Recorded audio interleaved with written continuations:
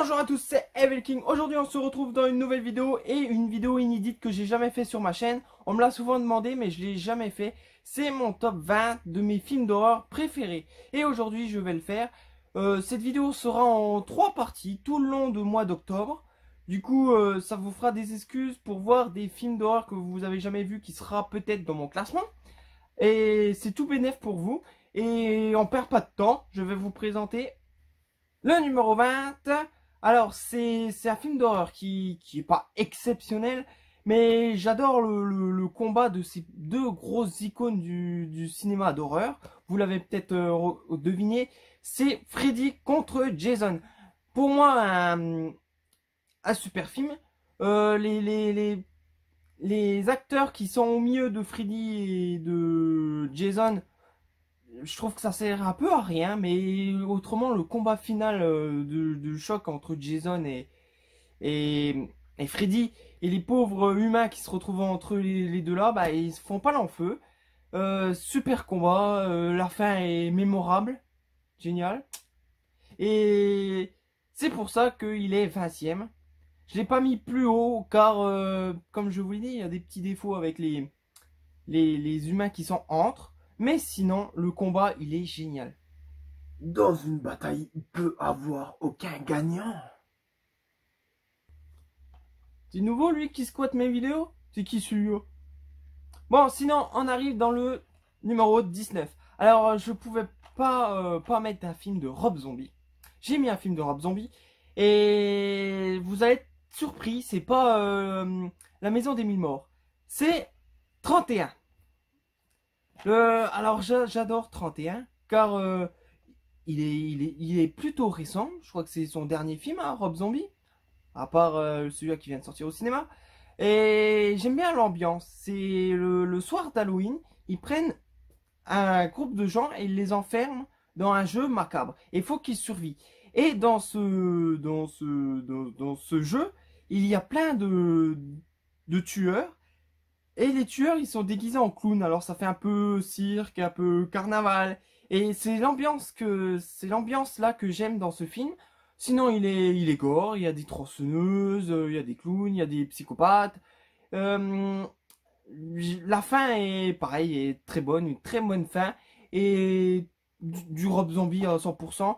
Et je trouve que c'est un super film. Il y a des très bons acteurs dedans. Surtout le dernier clown là. Il y a même l'acteur qui joue dans Orange Mécanique et bien sûr la copine de Rob Zombie. Mais c'est un super film, pour moi je l'adore. 31, c'est le meilleur film de Rob Zombie. N'oublie jamais, quand il y en a plus, il y en a encore. Le numéro 18, un film que j'apprécie beaucoup. La première fois que je l'ai vu, j'ai pris une claque. C'est pas le film en général, bah si, le film en général est bon. Mais l'acteur principal, j'adore. C'est See No Evil. Voilà, l'acteur principal qui fait ce Jacob, voilà, il s'appelle Jacob. C'est Kane, le catcheur de la WWE. Voilà, et je trouve ce film génial. C'est des personnes qui vont dans un hôtel et Jacob, c'est un psychopathe. Il va tous les tuer et il va arracher les yeux là avec ses grands angles. Il n'a pas d'expression dans son regard, il est froid, il tue ses victimes de sang-froid, il est invincible parce qu'il y a même il me semble, un policier qui lui tire une balle dans la tête, il est toujours pas mort. À la fin, il en prend plein la gueule et il est toujours pas mort. J'ai jamais vu le deuxième car il n'est pas sorti en France, mais il a l'air pareil génial. J'ai vu la bande-annonce il y a pas longtemps. Il a l'air génial, il va falloir que je le regarde en... Malheureusement, j'aime pas ça, mais en streaming. Bref. Mais c'est un super film, si vous l'avez jamais vu, je vous conseille. Et puis Kane dans ce rôle, il est comme au catch, il est froid, aucun sentiment et brut. Garde toujours un œil sur ce film.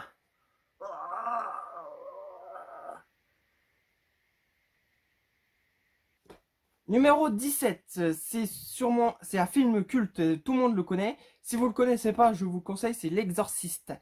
C'est un film génial. Moi, la première fois que je l'ai vu, j'ai eu des frissons comme ça sur les bras. Ça m'a même un peu traumatisé. Se faire posséder par le diable comme ça. C'est vraiment horrible. Alors l'histoire, c'est simple, c'est Regan, une fille qui est possédée par le démon, et ils appellent des prêtres pour l'exorciser. Vache, c'est dur à prononcer. Alors moi, à chaque fois que je regarde ce film, même en ce moment, là, demain je le regarde, j'ai toujours des frissons, c'est un film qui va rester dans ma mémoire, car il m'a toujours choqué. Même si je le regarde demain, il me choque toujours. C'est un film génial, il est extraordinaire, il est parfait, j'ai rien à dire. Les effets spéciaux sont magnifiques pour l'époque, et c'est un super film. L'Exorciste, pour moi, c'est le meilleur de tous. Parce qu'il y en a eu des autres après, des remakes, des machins, le commencement et tout. Mais tout ça, c'était une catastrophe. Mais celui-là, il est génial. Et la fille qui interprète Regan, bah, elle était un gamine pour l'époque. Et je suis sûr que ça l'a choqué quand même. Parce que être gamin et faire un film pareil, ça doit être vraiment très choquant. Laisse jamais le démon louer ton corps. Ensuite, numéro 16. Vous savez que je suis fan de films avec des cannibales. J'adore ça, je trouve ça gore.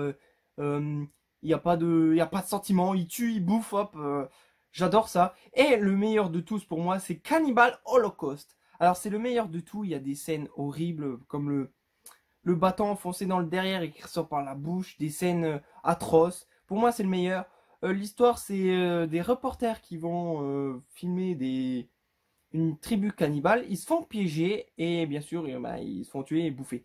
Mais il y a un autre groupe qui vont essayer de savoir pourquoi ils sont disparus et comment. Et ils vont tomber sur leur caméra, on va voir les scènes horribles, il y a même des scènes de viol, il y a des scènes de torture animale. Euh, et bien sûr, ce groupe va se faire capturer par les cannibales aussi. Et les cannibales, bah, ils vont bien manger. Voilà, pour moi, c'est un super film. Il est très gore, très malsain. Je suis sûr qu'il a été interdit à sa sortie. Mais je comprends parce que les scènes sont très très très brutes et très dures à regarder. Et pour l'époque, les scènes sont géniales. Surtout la scène comme je vous l'ai dit, du bâton dans le derrière là. C'est génial. Même, il y a des photos qui tournent là de cette scène. Elle est géniale cette scène. La viande, c'est la vie. Bon appétit.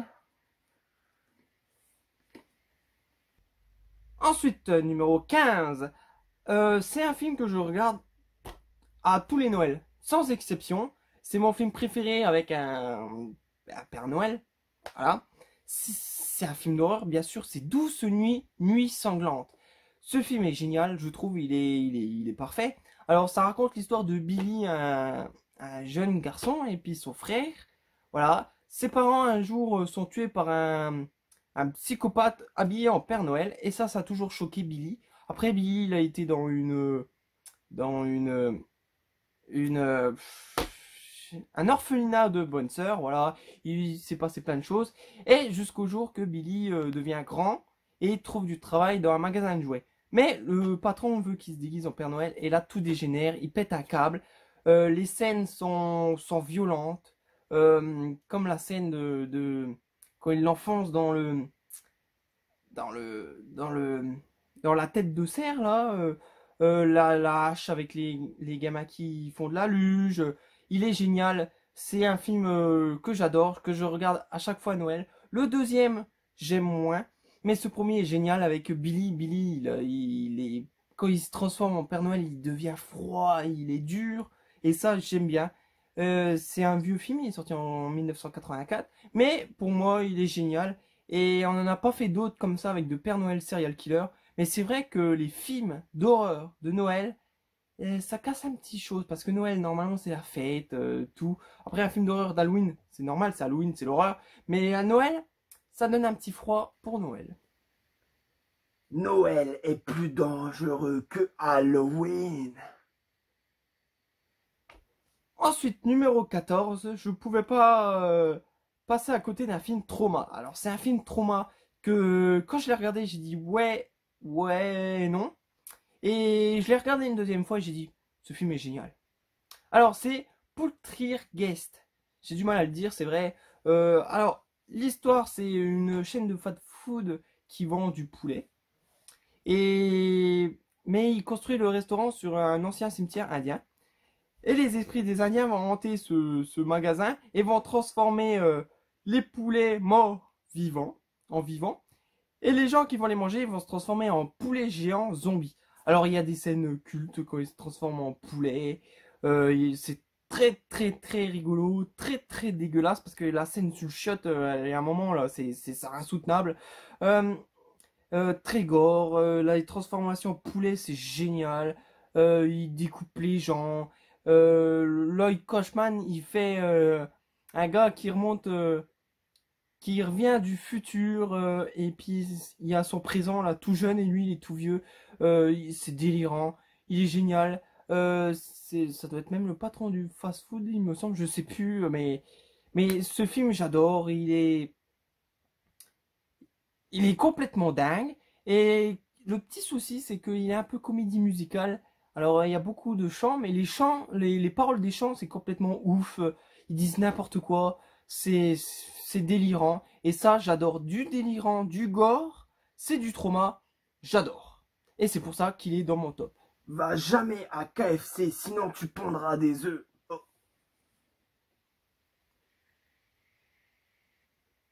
Numéro 13. Fallait que je mette un film italien. Là, c'est un film de Lamberto Bava. C'est Démon. Alors, la première fois que j'ai vu, j'ai trouvé ce film génial. L'histoire est géniale. Ça se passe dans un cinéma. Alors, l'histoire, c'est des gens qui vont aller voir un film spécial au cinéma. Ils sont invités par un espèce de gars pas trop net. Euh, Ils vont aller dans ce cinéma et il y a un jeune qui va voir un costume là, dans ce cinéma. Il va prendre le masque, il va le mettre. Il va s'égratiner avec ce masque, mais en fait c'est le masque du démon et il va se transformer en démon. Et dans cette salle de cinéma, il va attaquer tout le monde et il va avoir peu de survivants. Les transformations sont géniales en démon. Le film est original. Euh, il y a du gore, comme je vous l'ai dit, les transformations sont bons. J'aime bien l'ambiance du cinéma. On passe un peu à l'ambiance, un peu, il me semble, dehors. À un moment, il y a dehors, il s'enfuit. Mais dehors, tout le monde est en démon. Et puis, ce film est vraiment génial pour un film italien. Pour moi, il est parfait. C'est un très très très bon film. Essaye jamais un masque, surtout si c'est celui du démon. Ensuite, numéro 12. Alors là, j'ai eu du mal à choisir car j'aime le premier, le deuxième, le troisième et le quatrième. Mais il fallait choisir. Alors j'ai pris le léprechaune, le premier du nom. Alors, j'aime bien l'histoire de ce léprechaune qui attaque les gens. C'est un film sorti en 1993. Le premier, celui qui interprète le léprechaune, il est génial. C'est Warwick Davis, voilà. Et dans le premier, il y a Jennifer Aniston, voilà, un très bon léprechaune. Pour moi, j'ai mis en premier, mais j'aime bien le deuxième. Puis j'aime bien Las Vegas aussi. Mais bon, j'ai choisi le premier parce que on sait l'origine du léprechaune. Voilà, c'est un gars qui capture le léprechaune, qui l'enferme et qui cache le trésor. Mais je sais plus combien d'années après, un père, sa fille et trois peintres en bâtiment découvrent ce trésor. Mais ils vont réveiller le léprechaune qui veut récupérer son trésor. Alors le léprechaune, il a des pouvoirs, il fait ce qu'il veut. Euh, c'est très rigolo, il a des phrases cultes et très rigolo. Pour moi, le léprechaune, c'est un super film d'horreur. Et c'est dommage qu'on n'a pas assez de figurines du léprechaune. Mais ce film est génial pour moi, j'adore. Les autres partent un peu en couille à la fin. Après 4, je crois. Ou même 4, 5, 6, 7. C'est une catastrophe. Les origines, je l'ai vu, c'est une catastrophe aussi. Mais ces trois premiers, ils sont vraiment géniaux. Dommage qu'ils ne sont pas sortis en France. Je l'ai en version anglaise, mais bon, il est génial. C'est dommage parce qu'il a des scènes, des répliques cultes. Et dans une version anglaise, bah, on les entend pas. Mais sinon, c'est un super film. J'adore le Leprechaun en anglais. Et nous, plus Leprechaun. Si un jour tu veux devenir riche, ne vole surtout pas l'or au pied de l'arc-en-ciel. Ensuite, numéro 11. Alors, c'est un film sorti en 1979. Pour moi, c'est un très bon film. La première fois que j'ai vu, j'ai dit putain, il est vraiment bon ce film pour un vieux film. Il y a tout ce que j'aime et c'est Fantaison. Fantason. Voilà, je sais pas trop le dire. En français, on dit plus fantasme, mais c'est Fantaison. Euh, alors, Fantaison, c'est l'histoire d'un jeune homme, voilà, un gamin, qui découvre que son croque-mort il fait des choses étranges. En plus, je crois qu'il habite pas loin du cimetière. Alors, il surveille son croque-mort. Il voit qu'il enterre les cadavres. Il les déterre. Alors, il se demande pourquoi. Alors, il va aller enquêter, mais il va tomber sur ce croque-mort. C'était le Dolman. Et il est interprété par Agus Scream. Et pareil, Agus Scream, il est génial dans ce rôle. Il est froid, il est grand. Il a un charisme monstre. Et c'est génial parce que chez lui, dans ce dans, dans ce cimetière et puis dans la maison du cimetière, je sais plus comment ça s'appelle. euh, il y a la porte des enfers. Il traverse la porte. Il y a des petits démons qui travaillent pour lui. Il a une boule avec une perceuse qui tape dans la tête. Ça te perce le cerveau. Tout est génial dans ce film. Et puis ce gamin va se faire aider par un glacier. Je crois que c'est son oncle. Ça doit être un glacier. Et, euh, et quand on croit que c'est fini, ça recommence. Et il y a eu des suites, mais le deuxième est plutôt bon, le troisième un peu moins, et le quatrième c'est une catastrophe. Parce que déjà l'acteur principal qui fait le Dolman, il a vieilli et je trouve qu'il était plus dans son rôle. Bref, mais sinon ce Fantaison, premier du nom, il est génial, moi j'adore cette ambiance cimetière, croque-mort, comment on appelle la maison là, je sais plus, bref, on s'en fout, mais c'est un super film. Le jour de ton enterrement, sois pas présent.